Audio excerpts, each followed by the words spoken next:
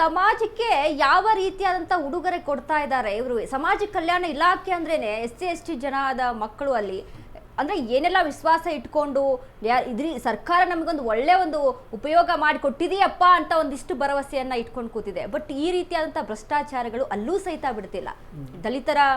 ದಲಿತರಿಗೋಸ್ಕರ ಇರುವಂಥ ಸರ್ಕಾರ, ಅಹಿಂದ ಸರ್ಕಾರ, ಬಟ್ ಏನಾಗ್ತಾ ಇದೆ ಅಂತ ಮೇಡಮ್ ನೋಡಿ, ಭ್ರಷ್ಟಾಚಾರ ಸಮಾಜ ಯಾವಾಗ್ಲೂ ಇದ್ದಿದ್ದೆ.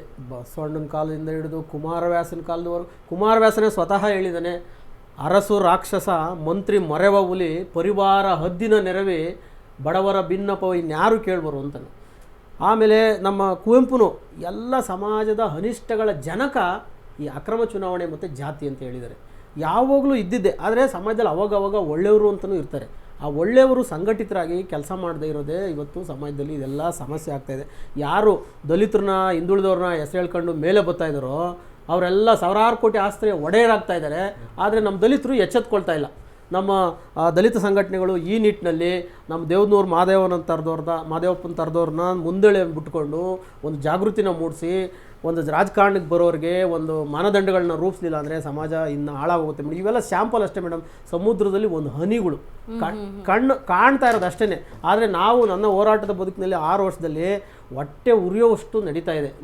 ಹಿಂಗೆ ಸಾಗಿದ್ರೆ ಮುಂದಿನ ಪೀಳಿಗೆ ಎಲ್ಲಿಗೆ ಹೋಗಿ ಮುಟ್ಟುತ್ತೆ ಅನ್ನೋದು ನನಗೆ ಆಶ್ಚರ್ಯ ಆಗಿದೆ. ಯಾಕಂದರೆ ಸ್ವತಃ ಮುಖ್ಯಮಂತ್ರಿಗಳೇ ಹೇಳಿದ್ದಾರೆ ಭ್ರಷ್ಟಾಚಾರ ಸರಿಪಡಿಸೋಕ್ಕಾಗಲ್ಲ ಅಂತಾನೆ. ಇದು ಸ್ವತಃ ಅವರೇ ಒಪ್ಕೊಂಡಿದ್ದಾರೆ. ಇನ್ನೇನು ಮಾಡ್ತಾರೆ? ಇನ್ನೇನಿದ್ರು ನಾವು ಸಂಘಟಿತರಾಗಿ ಎಲ್ಲ ಮಠಾಧಿಪತಿಗಳನ್ನ, ಸಾಹಿತಿಗಳನ್ನ, ಹೋರಾಟಗಾರನ ಹೊಸ ದಿಕ್ಕಿಗೆ ಕರ್ಕೊಂಡು ಹೋಗಬೇಕು. ಆದರೆ ಏನಾಗಿದೆ ಇವತ್ತು ಸಮಸ್ಯೆ ಅಂದರೆ ಇದ್ದೋರಿಬ್ಬರು ಕದ್ದಾರ ಯಾರು ಅನ್ನಂಗೆ, ಇಲ್ಲ ಕಾಂಗ್ರೆಸ್ ಕಡೆಗೆ ಇಲ್ಲ BJP ಕಡೆಗೆ ಇರೋವೇ 2 ಪಕ್ಷ ಅಲ್ಲೇ ಕಚ್ಚಾಡ್ತವ್ರೆ.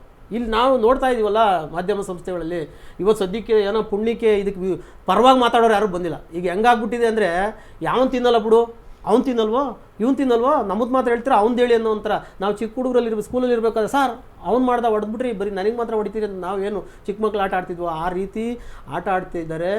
ಅಪ್ರಬುದ್ಧರು, ಒಂಥರ ನಾಚಿಕೆಗೇಡಿನ ಒಂಥರ ಮೌಲ್ಯಗಳೇ ಇಲ್ಲದವರು ಅಧಿಕಾರದಲ್ಲಿದ್ದು ಸಮಾಜದ ಮುಂಚೂಣಿಲಿರೋದ್ರಿಂದ ಇವೆಲ್ಲ ಸಮಸ್ಯೆಗಳು ಆಗ್ತಾ ಇದೆ ಮೇಡಮ್.